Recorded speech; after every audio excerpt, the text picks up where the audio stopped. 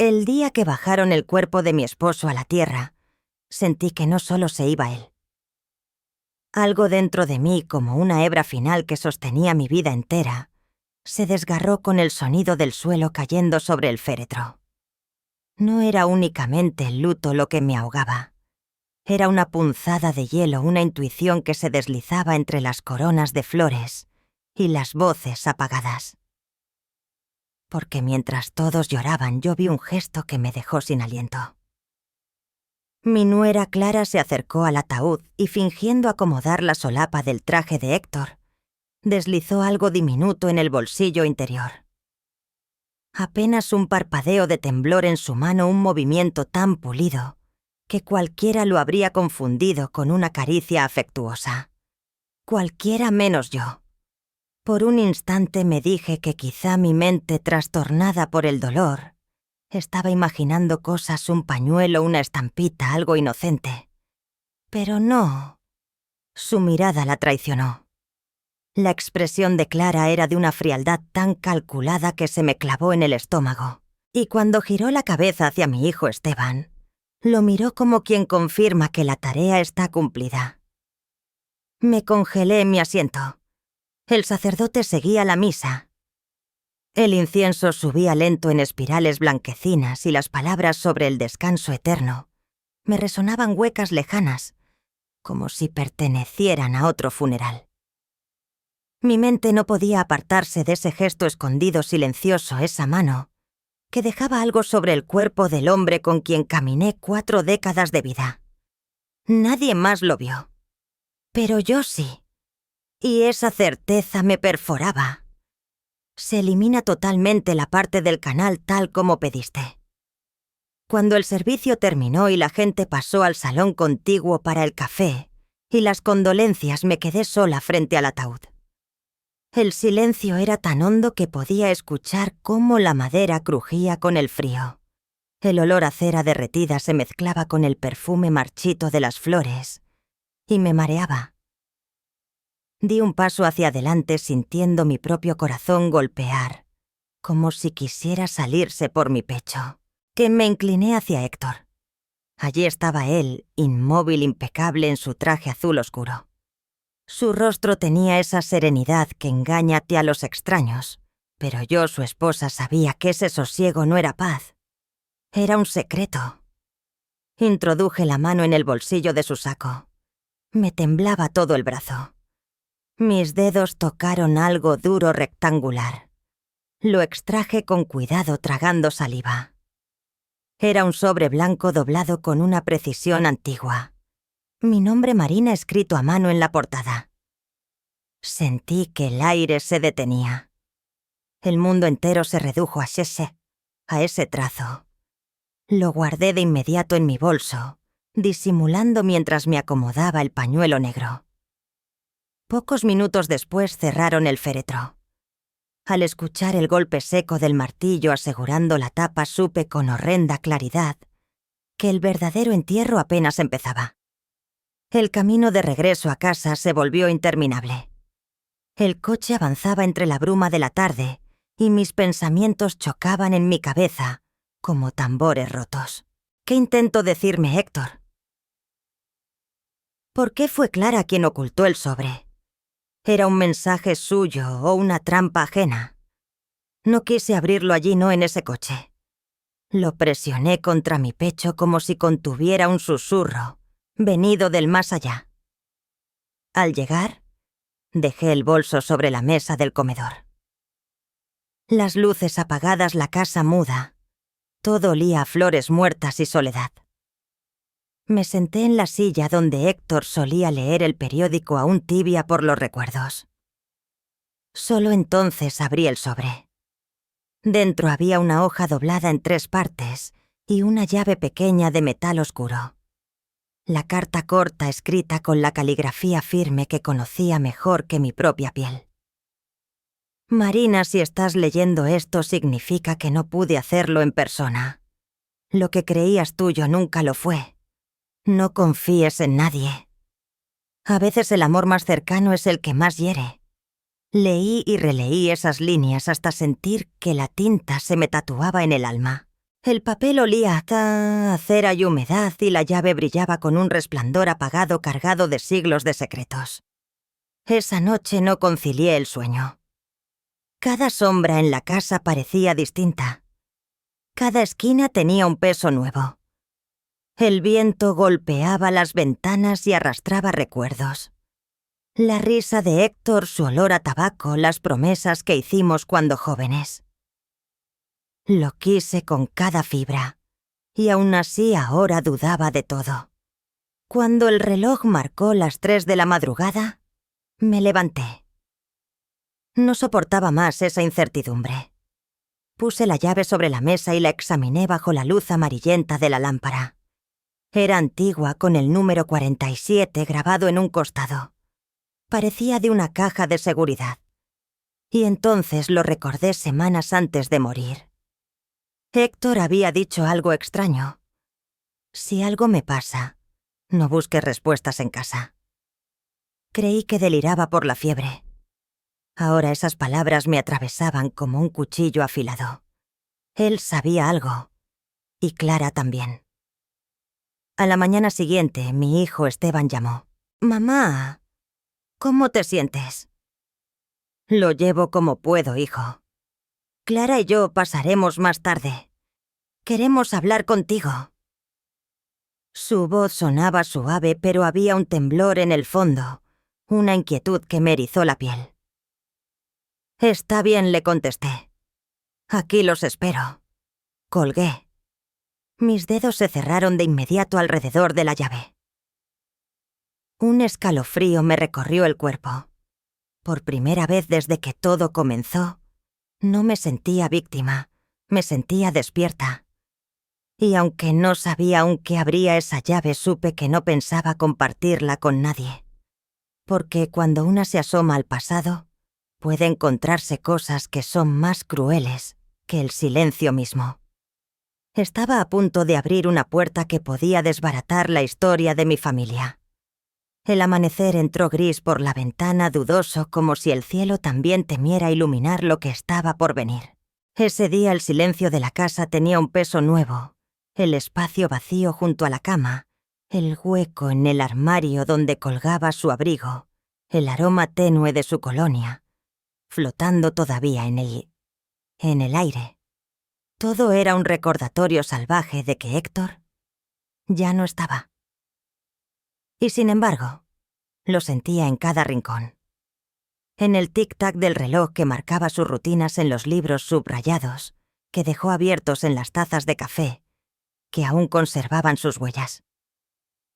Pero ahí, entre todas esas presencias fantasma, lo que más sentía era la ausencia envuelta en preguntas. Esa llave, esa carta, esa frase escrita con su propia letra. Lo que creías tuyo, nunca lo fue. Me senté frente a la mesa del comedor donde la luz de la mañana caía directa sobre la carta. La releí otra vez. Cada palabra pesaba más que la anterior. La llave helada me ardía entre los dedos. El número 47 me giraba en la cabeza como un enigma. A media mañana el timbre sonó. El golpe me heló la espalda. Esteban y Clara habían llegado. Apenas habían transcurrido 2 días desde el entierro, pero aquella visita no me traía consuelo. Me provocaba un temblor silencioso. Clara fue la primera en cruzar la puerta. Vestía un traje negro que resaltaba su figura, el cabello recogido con una exactitud casi quirúrgica. Su rostro, sereno, demasiado perfecto para alguien en duelo. Me dio un beso rápido en la mejilla mecánico. «¿Cómo te sientes, Marina?», preguntó con una suavidad que no lograba calentar la estancia. Cansada respondí, procurando sonar estable. Esteban me abrazó enseguida, pero su cuerpo estaba rígido, como si temiera romperse. Evitó mirarme a los ojos. «Solo queríamos saber cómo estabas», agregó Clara acomodándose en el sillón con un aire estudiado. «Héctor te quería muchísimo». Sus palabras eran correctas, pero huecas. En su mirada no había tristeza, sino una cautela que me erizó la piel como si midiera cada una de mis reacciones. Nos instalamos en la sala. El reloj en la pared marcaba el tiempo con un tic-tac que se me clavaba en las sienes. Esteban tomó mi mano. «Mamá, quería hablar contigo del testamento». «¿Del testamento?», pregunté fingiendo sorpresa. «Sí». Tragó saliva y miró fugazmente a Clara. «Papá dejó algunas cosas a tu nombre, pero hay ciertos trámites que debemos revisar». «¿Trámites?», repetí dentro de mí, probando la palabra como si fuera un veneno lento. Entonces Clara intervino con una sonrisa de cortesía tan impecable que dolía. «No queremos que te preocupes por nada. De verdad. Solo queremos ayudarte a poner todo en orden». «Se los agradezco», dije con una dulzura aprendida. «Héctor siempre fue meticuloso. Estoy segura de que todo está bien». Vi cómo Clara me observaba por un instante con una intensidad que dejaba claro que sospechaba algo. Y yo entendí. Ella sabía que yo había visto. Y el juego entre nosotras acababa de comenzar. Cuando por fin se marcharon, cerré la puerta y apoyé la frente contra la madera. El silencio de la casa vibraba como una advertencia. Mi corazón palpitaba desbocado anunciando que algo se estaba por desatar. Subí a mi habitación, abrí el cajón donde guardaba la carta. Tomé la llave. La giré en mis dedos. El número 47 brilló bajo la luz tenue. No correspondía a nada de la casa, pero recordé ese banco donde Héctor trabajó tantos años, uno que usaba numeración similar para sus cajas de seguridad. Decidí que al día siguiente iría. Me invadía una mezcla inquietante de nervios y una vitalidad inesperada. Después de tantos días de oscuridad, por lo menos tenía un rumbo. A la mañana siguiente, me puse un abrigo gris, me recogí el cabello y abordé el autobús. El trayecto fue largo con el ruido del motor acompañando mis pensamientos. Por la ventana las calles parecían más ajenas que nunca, como si hubieran cambiado con la ausencia de Héctor. Al llegar el guardia me reconoció. «Buenos días, doña Marina». «Cuánto lamento lo de don Héctor», dijo con sincero respeto. «Gracias, hijo. Necesito hacer una consulta sobre una caja de seguridad». En el mostrador la empleada revisó los registros. «Tiene la llave y el documento de autorización». Saqué la llave del bolso. Ella la tomó, la examinó y alzó una ceja. «Caja número 47... a nombre de...». Revisó Héctor Valencia. Me pidió la identificación y tras unos minutos me condujo por un pasillo alfombrado hacia una sala privada. Mi corazón retumbaba con cada paso. El eco del aire acondicionado mezclado con mi respiración me envolvía. La puerta metálica de la cámara se abrió con un sonido profundo y la mujer me dejó sola. Encajé la llave en la cerradura. Giró con una facilidad inquietante como si hubiese estado esperándome. La caja se deslizó hacia afuera, discreta, pequeña. Dentro había una carpeta marrón, un sobre cerrado y una fotografía en blanco y negro. Tomé la foto primero. Héctor aparecía más joven con el brazo rodeando a una mujer que no era yo. Ella tenía unos ojos enormes, una sonrisa tranquila y un aire familiar que me desgarró por dentro. No sabía quién era, pero su rostro despertó algo doloroso y cercano. Abrí el sobre. Dentro había un testamento distinto al que Esteban me había mostrado el día anterior. Estaba fechado apenas un mes antes de su muerte. Leí cada línea con el aliento atrapado en el pecho. Yo, Héctor Valencia, dejo como beneficiaria principal de mis bienes a Sofía Cárdenas. Sofía Cárdenas. Ese nombre jamás había existido en nuestra historia. O eso creí. La firma era auténtica, firme, sin dudas. La ira y la confusión se mezclaron como fuego y alcohol. ¿Quién era esa mujer? ¿Una amante? ¿Alguien del pasado? Una sombra que jamás mencionó. Pero lo que me quemaba aún más era otra pregunta. ¿Por qué Clara colocó la llave en el ataúd? Salí del banco tambaleándome. Guardé los documentos y caminé sin rumbo, sintiendo cómo la ciudad seguía con su ritmo indiferente. Los autos, las voces, el viento entre los árboles. Todo sonaba lejos, como si yo estuviera detrás de un vidrio. Al llegar a casa cerré la puerta con llave y me dejé caer en el sillón. Tomé la foto otra vez. Esa mujer, esa sonrisa, esa mirada que conocía sin saber por qué. Y entonces lo noté. Al fondo de la fotografía, casi escondida, había una niña de unos 3 años, de ojos claros, cabello parecido al de Clara. El aire se me escapó. La foto se deslizó de mis manos y cayó al suelo con un golpe seco. Por primera vez en mi vida sentí miedo. Miedo real. De mi propia familia. Aquella noche dormí con la fotografía bajo la almohada como si temiera que se desvaneciera. No pude pegar los ojos. La imagen de esa mujer, Sofía Cárdenas, y la niña de mirada cristalina me perseguían. Había algo en la forma en que Héctor la sostenía por el hombro. No era el gesto de un hombre con una amante. Era algo más íntimo, más culpable. El amanecer me encontró despierta. Preparé café y me senté frente a la mesa donde aún estaba la carta. El vapor subía lento envolviendo la habitación en un calor triste. Extendí los documentos, el testamento nuevo, la foto, la carta. La firma de Héctor no dejaba lugar a dudas. La fecha tampoco. Si había dejado todo a esa mujer, ¿por qué nunca me lo dijo? ¿Y cómo demonios consiguió Clara esa llave? Decidí ir al despacho del abogado de Héctor, el licenciado Méndez. Lo conocíamos de años atrás.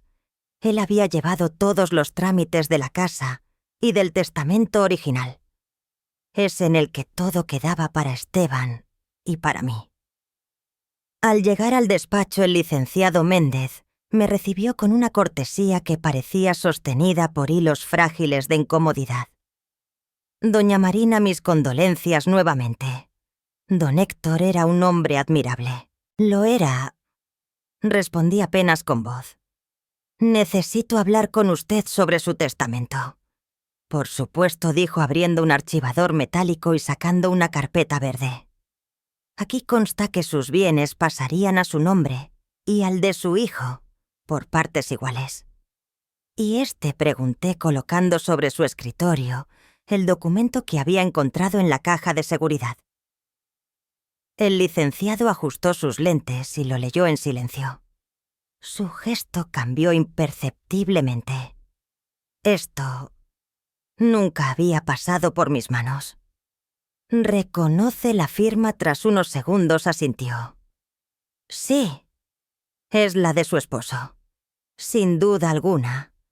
Pero, ¿qué? Este documento jamás fue registrado aquí. Un escalofrío me recorrió la espalda. Ahí supe que alguien había intervenido en las sombras. Héctor había hecho ese testamento en secreto. Y alguien, seguramente Clara, había intentado borrar toda huella. ¿Licenciado? ¿Usted conoció a una mujer llamada Sofía Cárdenas? Él parpadeó confundido. El nombre me suena, pero no sabría decirle de dónde. Quizá del pasado de su esposo. Podría ser, murmuré. Su ceño se frunció como si algo tirara de un hilo antiguo en su memoria. Espere un momento. Se levantó y revisó un archivador viejo cubierto de polvo con etiquetas casi descoloridas.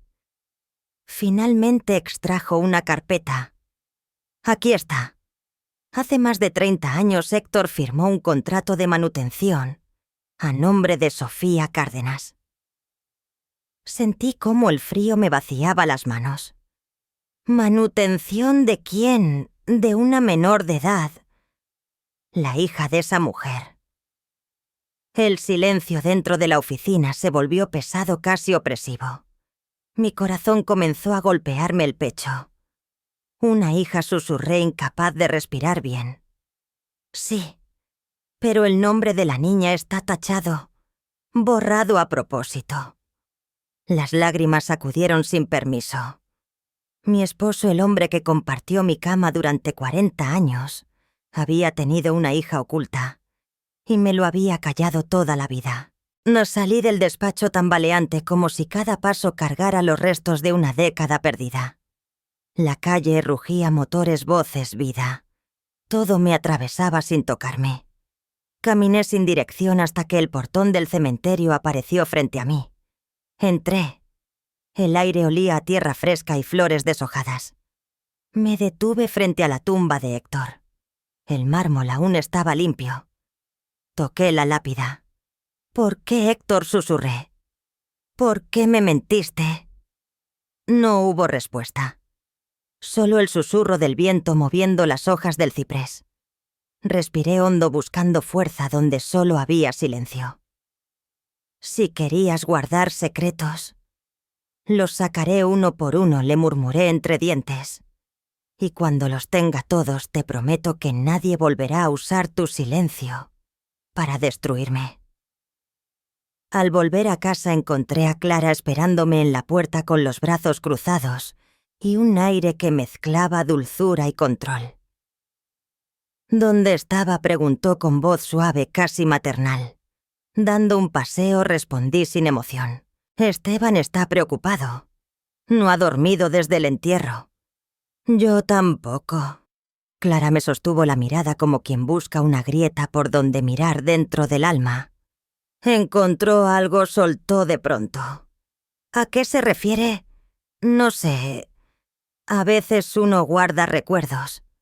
Héctor tenía muchos. Mis labios no se movieron. Ella se hablaba con suavidad, pero cada palabra llevaba una intención afilada. ¿Sabe una cosa?, Clara, dije con voz dulce, casi amable. Uno cree conocer a las personas, pero el tiempo tiene una manera muy extraña de mostrarnos lo que nunca quisimos ver. Ella sonrió serena. Eso es cierto, Marina. El tiempo revela todo. Sí. Añadí incluso las mentiras.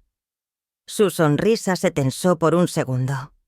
Justo ahí supe que había tocado la herida correcta. Esa noche me quedé contemplando la fotografía. Héctor, Sofía. Y la niña. Observé otra vez los rasgos de la pequeña, el mentón, la curva de las cejas, esa mirada desafiante que parecía atravesar el tiempo. Los mismos rasgos que había visto en Clara. El corazón me dio un vuelco brutal. Me tapé el rostro. Era imposible, pero al mismo tiempo inevitable. Todo encajaba. La carta, la llave, la actitud vigilante de Clara, su presencia constante en la vida de Esteban. No eran coincidencias. Era un plan. Uno que comenzó muchos años antes de que yo supiera siquiera su nombre. Cerré los ojos y recé. No por consuelo, por lucidez, porque presentía que aquello que estaba a punto de descubrir podía no solo quebrar mi vida, sino ponerla en peligro. La mente es experta en esconder el dolor bajo rutinas vacías. Esa mañana intenté fingir normalidad, café, ventanas abiertas, una canción suave. Pero la verdad retumbaba dentro de mí como un reloj roto. La foto sobre la mesa parecía observarme. La niña de 3 años con esos ojos tan parecidos a los de Clara me miraba desde un pasado que nunca conocí. No necesitaba pruebas científicas. Lo sentí en el instante en el que la vi. Clara era hija de Sofía Cárdenas. Y Héctor era su padre. Me quedé inmóvil permitiendo que la certeza se asentara como una piedra en el estómago. 40 años de matrimonio. Y todavía me quedaban sombras por descubrir. Salí de casa sin decir palabra. Tomé un taxi hacia el barrio viejo donde vivía mi amiga de siempre, Isabela, una mujer que conocía todas las historias que la ciudad prefería olvidar. Ella había sido mi refugio en otros momentos oscuros. Si alguien podía ayudarme a unir los fragmentos, era ella. Isabela abrió la puerta con una bata de flores. El cabello gris recogido de manera apresurada y una expresión preocupada. Marina, hija, traes la cara blanca. ¿Qué te pasó? Me dejé caer en su sofá y le conté todo: la carta en el ataúd, la llave, la foto, el testamento oculto, la visita al licenciado Méndez. Ella escuchó en silencio con las manos unidas sobre las rodillas. Cuando terminé, murmuró con un temblor apenas perceptible: Sofía Cárdenas. Claro que la recuerdo. ¿La conocías? Pregunté con el corazón acelerado. Vivía 2 calles abajo de tu casa hace muchos años. Era una mujer discreta, bonita, y Héctor la visitaba a menudo. Decía que la ayudaba. Ella era costurera. Tu marido le llevaba encargos desde la oficina, continuó Isabela acomodándose las gafas, pero ya sabes cómo es la gente. Siempre corren rumores. Mi garganta se apretó. ¿Qué clase de rumores? Ella tragó saliva bajando la mirada hacia la taza de té, que aún soltaba humo. Que Sofía tuvo una niña y que el padre era bueno. Ya te imaginas quién, Héctor. Isabela suspiró. Nunca lo confirmé, pero una mañana desaparecieron sin despedirse. Dicen que él les compró una casa en el otro barrio. Me quedé muda. Las palabras quedaron suspendidas en el aire como cuchillos sin caer. Sofía, la hija, la casa. Cada pieza del rompecabezas encajaba de golpe. Cuando regresé, Clara estaba allí, como si el destino la hubiese dejado plantada a propósito. La encontré en el jardín regando las plantas con una sonrisa que no tocaba sus ojos. «Qué linda mañana», ¿verdad, Marina?, dijo sin voltear a verme. «Depende para quién». Dejó la regadera, se secó las manos lentamente y por fin me miró. Una tranquilidad exagerada se le pegaba al rostro. «¿Pasa algo? Solo estuve pensando en tu madre». Vi cómo un gesto casi imperceptible tensó sus facciones. Una sombra cruzó su mirada. «Mi madre sí. Sofía Cárdenas». La sonrisa se borró como si alguien la hubiera limpiado con un trapo húmedo. El silencio cayó entre nosotras. Podía oír cómo las hojas del limonero descendían al suelo una por una. «Así que ya lo sabes», dijo por fin. «No pretenderías ocultarlo para siempre, ¿verdad?» No contestó de inmediato. Solo habló cuando decidió tomar aire. Hasta que terminara lo que vine a hacer. Su tono era frío, calculado, pero había algo más profundo. Un rencor antiguo vivo. «¿Tu padre?» empezó. «Mi padre fue un cobarde. Abandonó a mi madre cuando más lo necesitaba. Ella enfermó. Murió sin un centavo. Y mientras tanto tú y tu hijo vivían rodeados de lujos, fiestas, viajes». La escuché en silencio. Su voz se volvió un látigo.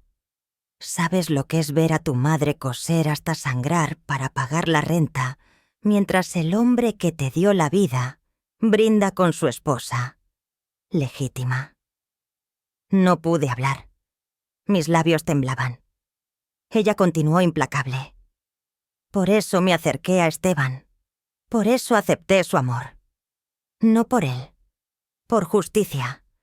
Justicia», susurré, «o venganza, a veces son la misma cosa».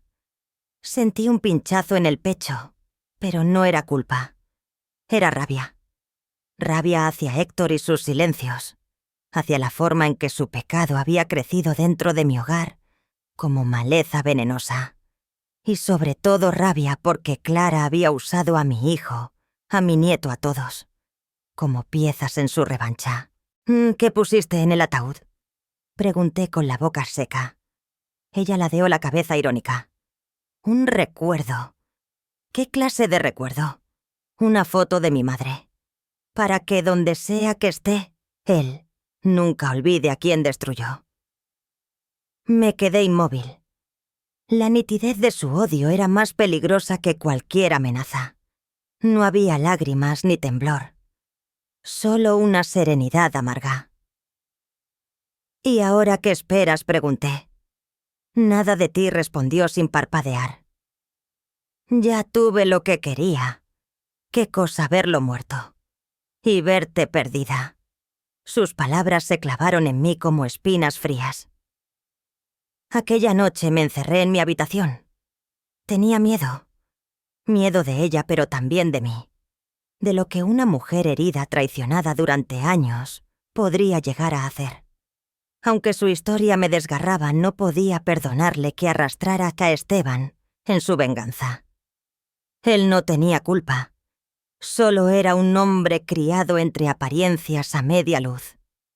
Me miré al espejo. La mujer del reflejo tenía el rostro cansado, los ojos hinchados, pero brillaba en ellos algo nuevo. Una determinación que no recordaba haber sentido nunca. Tomé el diario de Héctor del cajón del escritorio. Lo había visto 1000 veces, pero jamás lo abrí. Esta vez lo hice. Entre las páginas hallé una nota escrita con tinta casi desvanecida. Si algún día Clara regresa, no la enfrentes con odio. No sabe la verdad completa. Sofía no murió por mi abandono. Murió por lo que quiso ocultar. Mi piel se erizó. Lo leí varias veces sin creerlo. ¿Qué quiso decir con eso? ¿Qué ocultó Sofía? ¿Y por qué Héctor estaba seguro de que su hija volvería? Me di cuenta de que faltaban piezas. Clara no era la única con secretos. El odio se mezclaba con el miedo, y el miedo con la necesidad de saber. Y yo ya no podía detenerme.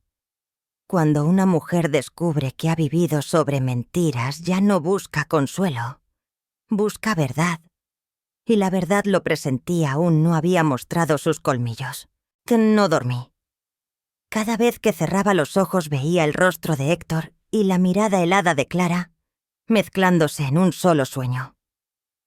El hombre que amé durante 40 años había traído a nuestro hogar su propio castigo envuelto en belleza, dulzura fingida y palabras medidas.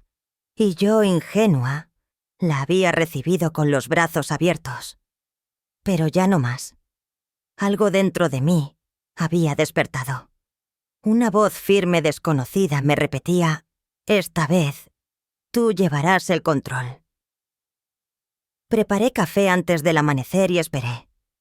Sabía que Esteban pasaría a verme antes de ir al trabajo como cada lunes.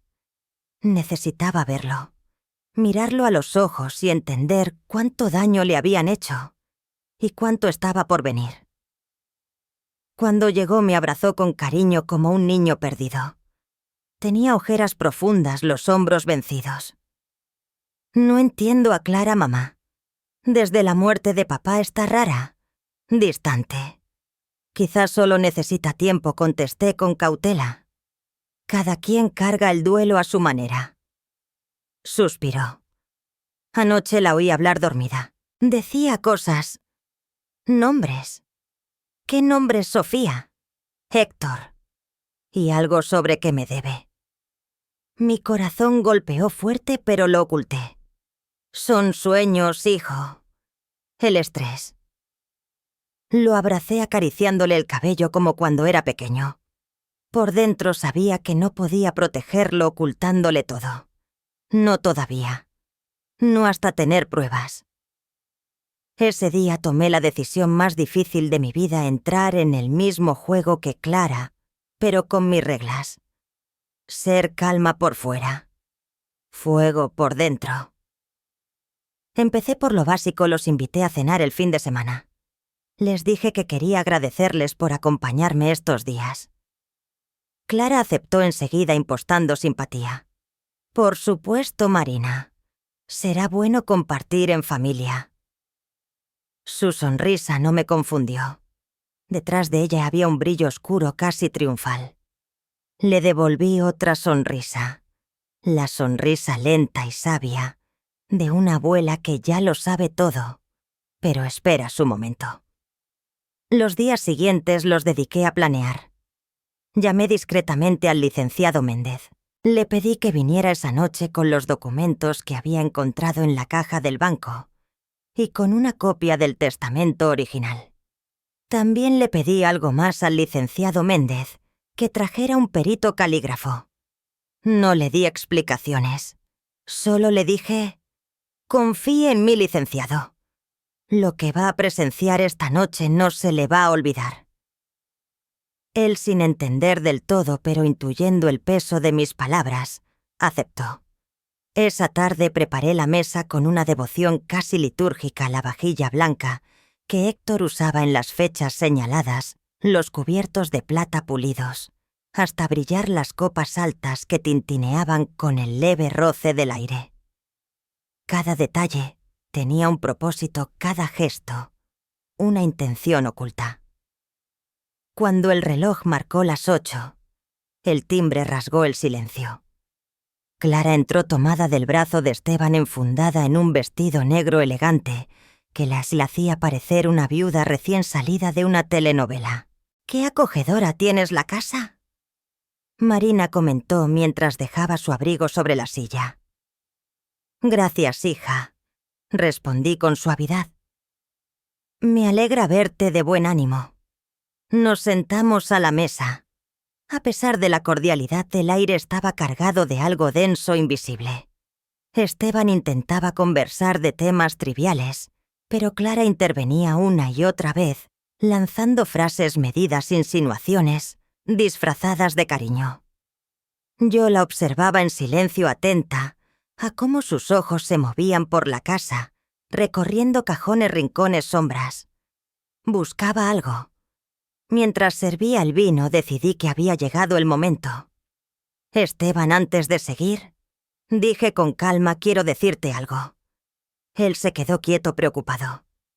«¿Qué ocurre, mamá?» «Solo quiero darte las gracias por ser un hijo tan noble. No cualquiera tiene la fuerza de enfrentar lo que estás por descubrir». Clara dejó la copa sobre la mesa con un ruido seco. «¿Qué significa eso?». Su tono tenía filo. La miré fijamente. «Significa que la verdad siempre sale aunque uno la entierre junto con un muerto». Esteban frunció el ceño. «Mamá, ¿de qué hablas? ¿De tu padre, hijo? ¿Y de lo que ocultó antes de morir?». Clara se levantó bruscamente. «Esto es absurdo. No empieces con historias ahora, Marina». «Historias», repliqué con una sonrisa helada. «Quizás son verdades que preferirías no escuchar». El silencio se volvió un animal vivo entre nosotros. Abrí un cajón y saqué la carpeta del banco. La coloqué en la mesa como quien deposita un arma. «¿Reconoces esta llave, verdad?». Vi cómo el color se le iba del rostro. «No sé de qué hablas». «La misma llave que pusiste en el ataúd, la que abría esta caja». Esteban me miró desconcertado. «¿Qué llave, Clara?». Ella calló. «En esa caja», continué, «encontré un testamento. Uno donde tu padre dejaba todo a una mujer llamada Sofía Cárdenas». Esteban se quedó rígido. «¿Quién es esa mujer? Tu esposa puede responder mejor que yo», dije mirándola de frente. Clara apretó los puños. «¿Qué estás insinuando?». «Nada que tú no sepas», susurré. Retrocedió un paso. Supe que había tocado el punto exacto. Abrí el sobre y dejé caer la fotografía sobre la mesa. Las copas vibraron levemente. Esteban la tomó con las manos temblorosas. «¿Qué es esto, tu padre?». «Sofía. ¿Y la niña que ves ahí?». Mi voz se quebró. «Es Clara». Él miró a su esposa, pálido, roto. «Es cierto». Clara dejó caer su máscara, su voz se volvió gélida. «Sí, es cierto. Y no me arrepiento de nada». Esteban se levantó incrédulo. «Me mentiste». «Tu padre le destruyó la vida a mi madre», respondió ella. «Yo solo se la devolví». Su confesión cayó como un trueno. Yo en silencio presencié cómo todo se desplomaba. Dentro de mí algo sangraba, pero otra parte más vieja, más dura, sonreía. El veneno por fin estaba ya a la vista. Pero la noche no terminó ahí. Cuando la casa volvió a quedar en silencio, parecía que las paredes retenían cada grito, cada lágrima, cada secreto. Esteban se marchó sin despedirse. Clara salió furiosa dejando tras de sí un aroma a perfume mezclado con rencor. Me quedé sola frente a la mesa vacía. La foto seguía allí junto a las copas medio llenas. El rostro de Héctor con Sofía y aquella niña se mezclaba con el reflejo del vino derramado. Era como si el pasado sangrara sobre el presente. No podía dormir hasta entenderlo todo. Subí al estudio de Héctor. Ese lugar siempre había sido su refugio, libros alineados con obsesión, el escritorio impecable, el olor persistente a madera y tinta. Abrí los cajones buscando respuestas. Y ahí estaba el cuaderno negro. Su diario. El mismo que tantas veces vi cerrar antes de que yo entrara en la habitación. Me senté en su silla y lo abrí. La primera página tenía su letra firme. Si estás leyendo esto, Marina, es porque ya no estoy. Perdóname por lo que oculté, pero hay verdades que pueden destruir antes de salvar. La historia que crees conocer no es la mía ni la tuya. Un nudo me cerró la garganta. Pasé las hojas con dedos temblorosos. Conocí a Sofía en 1979. No fue amor. Fue culpa. Trabajaba limpiando en mi oficina. Una noche después de una fiesta cometí el peor error de mi vida. La dejé sola. Y algo le pasó. No supe qué hasta años después. Me tapé la boca. El aire me faltó.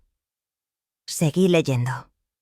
Cuando supe que tuvo una hija intenté ayudar, pero Sofía me rechazó.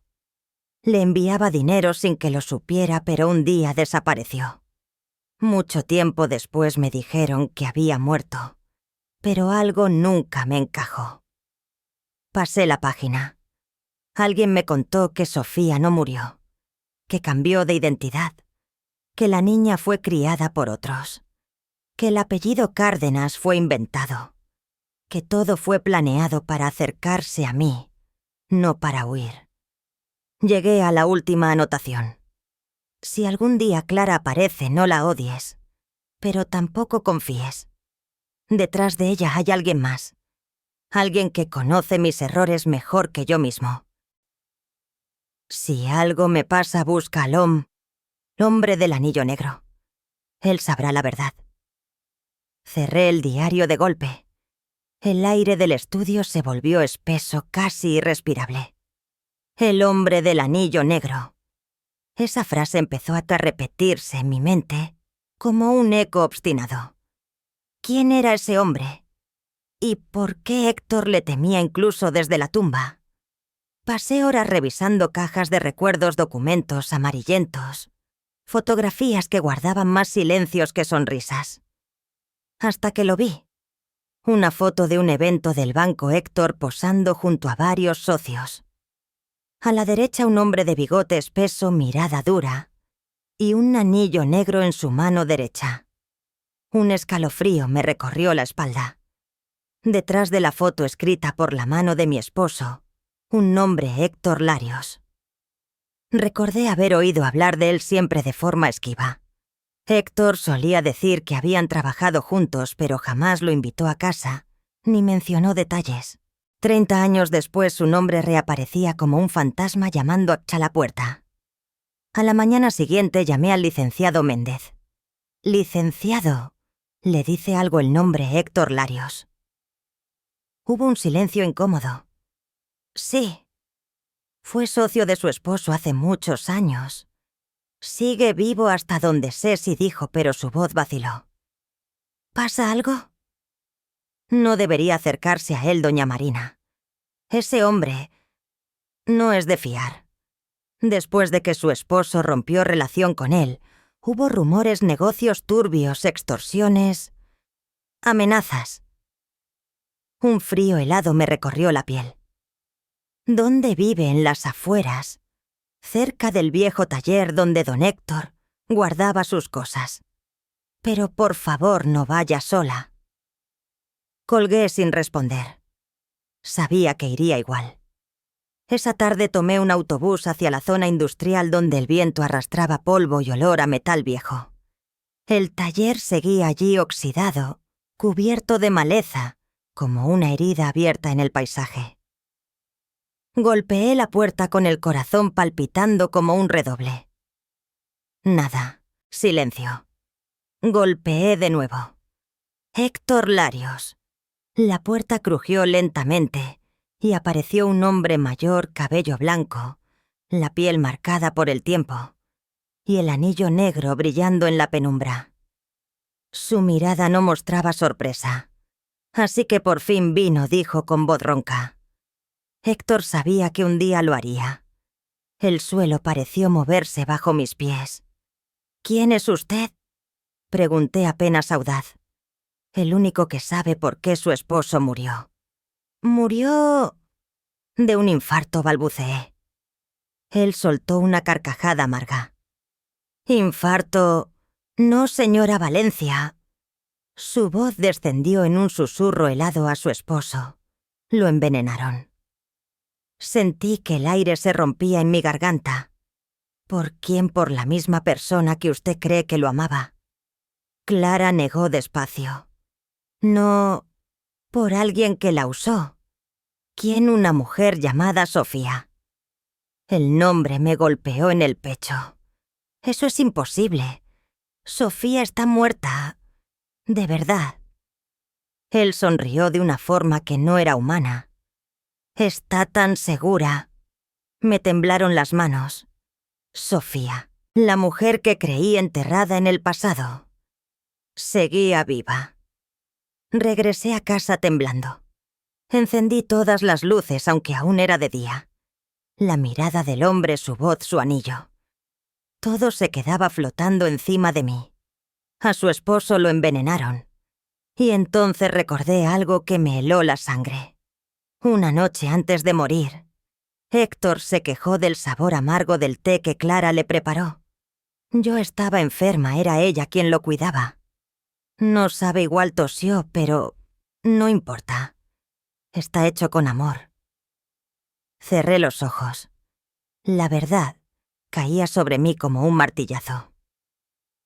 Había compartido techo con la asesina de mi esposo.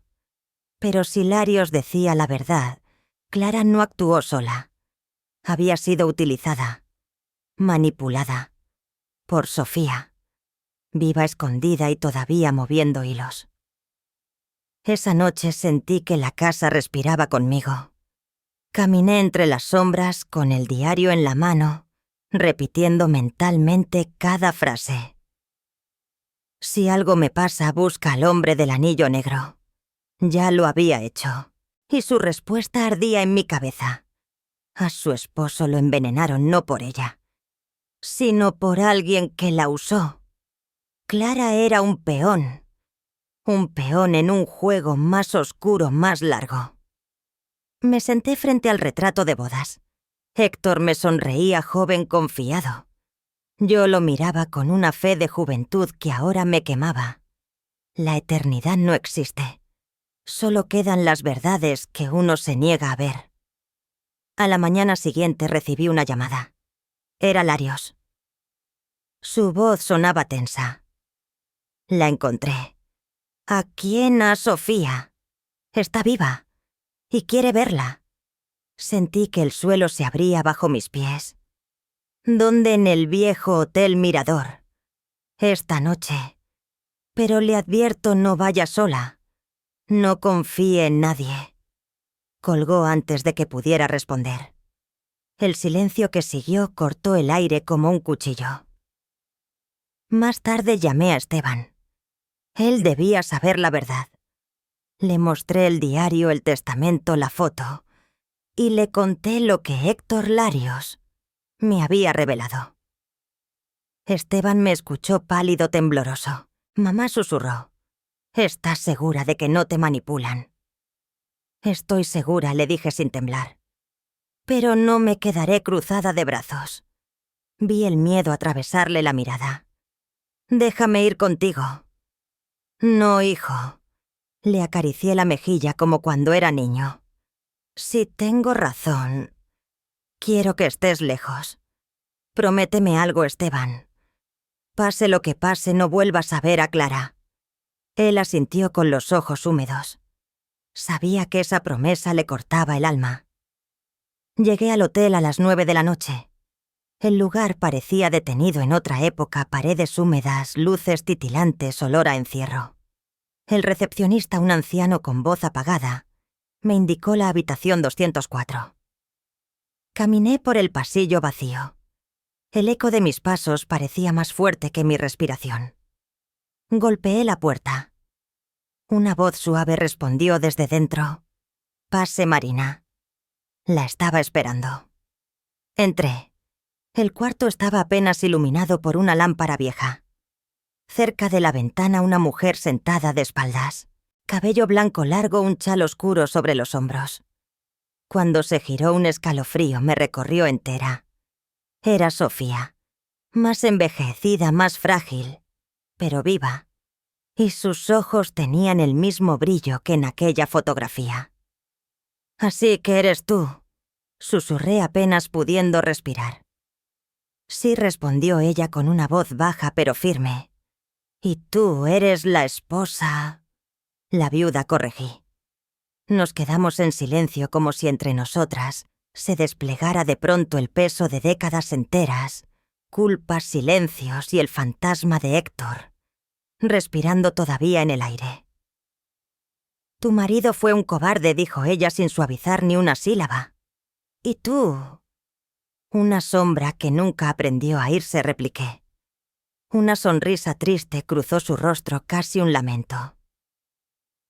«No me culpes, Marina. Él arruinó mi vida.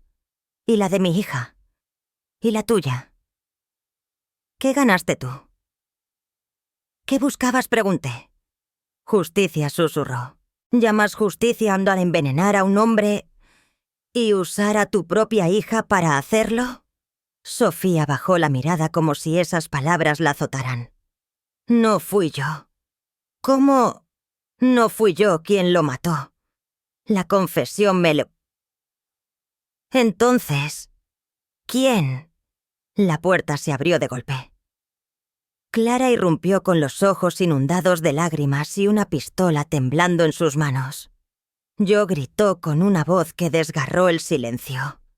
«Fui yo, mamá». El eco rebotó en las paredes húmedas del hotel. Sofía se levantó asustada. «Clara, no». Sí, sollozó. «Tú me obligaste. Tú me hiciste odiarlo. Me hiciste creer que él te destruyó, cuando fuiste tú la primera en romperlo todo». Sofía intentó acercarse. «Hija, ¿no ves?» «Veo perfectamente», la apuntó con el arma. «Nunca me amaste. Solo me usaste». Yo me quedé inmóvil sintiendo cómo el aire se fracturaba. Sofía levantó las manos. «Perdóname, Clara. Lo hice por miedo. Héctor me amenazó con quitártela». «Mentira», gritó ella. «Siempre mientes». El temblor en sus manos me aterrorizó. Era un latido a punto de romperse. «Baja el arma», le dije avanzando apenas un paso. «No te acerques», me gritó con la voz rota. «Tú tampoco eres inocente. Tú viviste con su mentira». Por un instante pensé que apretaría el gatillo, pero su cuerpo se quebró antes. Cayó de rodillas llorando, gritando el nombre de su madre, con un dolor que no parecía humano. Sofía corrió hacia ella, la abrazó con desesperación. Yo observé esa escena rota, madre e hija fundidas en un llanto que lo desarmaba todo. Lo que el odio había construido durante tantos años se desmoronaba ahí frente a mí. Minutos después llegó la policía. Alguien había llamado, quizá el propio Héctor Larios. Se llevaron a Clara sin resistencia. Luego esposaron también a Sofía. Antes de salir, ella me miró fijamente. No la odies, Marina. La culpa es mía. El silencio también mata. Y este pecado es de las dos. Su voz tembló de los tres. Al volver a casa el amanecer me recibió en el porche. El viento fresco de la madrugada me cortó el rostro, pero por primera vez en meses respiré sin miedo. Había perdido un marido, una nuera, casi un hijo. Pero también había ganado algo mucho más valioso, la verdad. Y la verdad, aunque duela, libera. Abrí el diario de Héctor por última vez. En la última página escribí: a veces la justicia no llega con gritos, sino con silencios. Y el perdón no es para quien lo recibe, sino para quien ya no desea cargar el peso del odio. Cerré el cuaderno. El sol comenzaba a pintar de oro las paredes de la casa. Sentí al fin que podía descansar. Han pasado 6 meses desde aquella noche en el hotel. A veces todavía me despierto oyendo el grito de Clara como un cristal rompiéndose dentro de mis sueños. A veces escucho el disparo que nunca llegó, el que contuve solo con mi voz, con mi presencia, con la única cosa que aún podía darle compasión. El tiempo siguió su curso, pero mi vida cambió para siempre. El jardín volvió a florecer, aunque de otro modo. El viento tiene otro aroma. Y cada rincón de la casa guarda un eco distinto. No hay día en que no mire la foto de Héctor y me pregunte si en algún rincón del más allá siente remordimiento. He aprendido que la verdad no llega cuando la buscamos, sino cuando por fin somos capaces de soportarla. Yo había pasado media vida preparándome sin saberlo. Clara fue condenada a 20 años. No por asesinato, el informe forense nunca pudo confirmar el envenenamiento, sino por fraude, usurpación de identidad y manipulación de documentos. Sofía también fue acusada. Su edad y su salud le concedieron arresto domiciliario, pero la condena moral, esa la lleva por dentro. Esteban no volvió a ser el mismo. El día que se llevaron a su esposa cayó de rodillas frente a mí. No entiendo, mamá, sollozaba. ¿Por qué lo abracé? Y no supe qué responder, porque yo tampoco lo entiendo del todo. El odio es una herencia silenciosa. Es un veneno que pasa sin palabras como una sombra adherida a la sangre. Si nadie la detiene, termina devorándolo todo. Esteban dejó la ciudad. Me llama una vez por semana, pero su voz suena gastada, como si cada palabra le rozara una herida abierta. No lo culpo. Su alma está rota. Yo también pensé en huir, de la casa, del barrio, del país, si era necesario. Pero entendí algo: huir no es sanar. Sanar es quedarse. Sanar es enfrentar los ecos. Así que me quedé. Restauré las pequeñas cosas que antes me daban paz.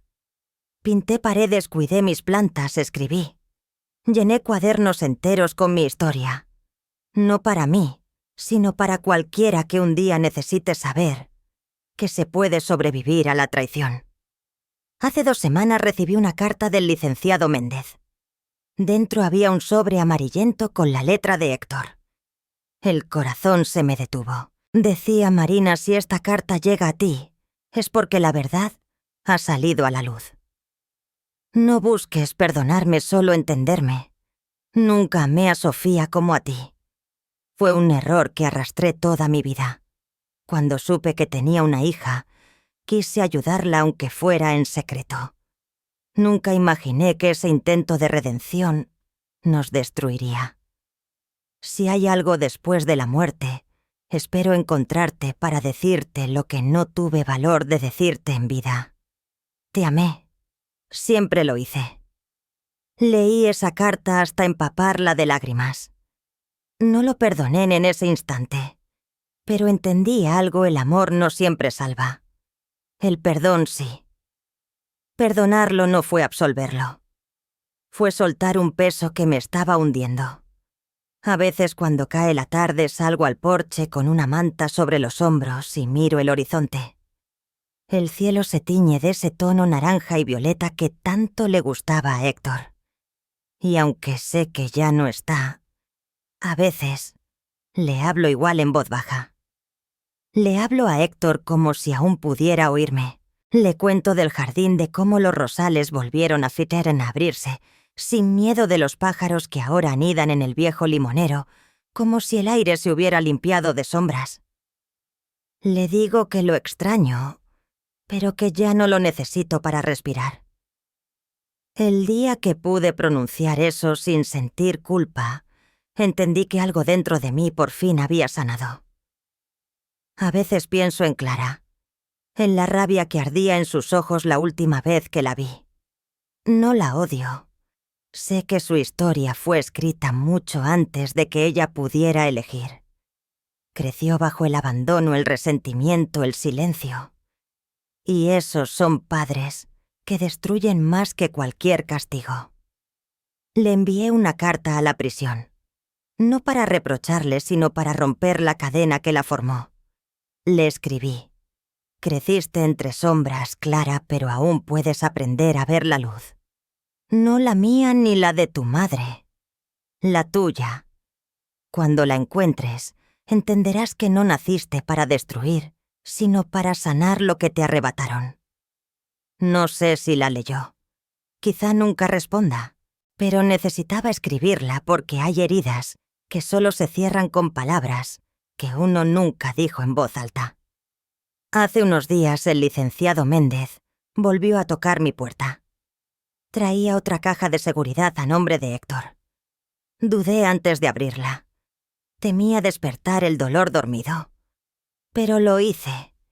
Dentro había 3 objetos, una foto de Héctor, Sofía y la pequeña Clara, una cruz de plata y una nota breve. Si lees esto es porque todo ha salido a la luz.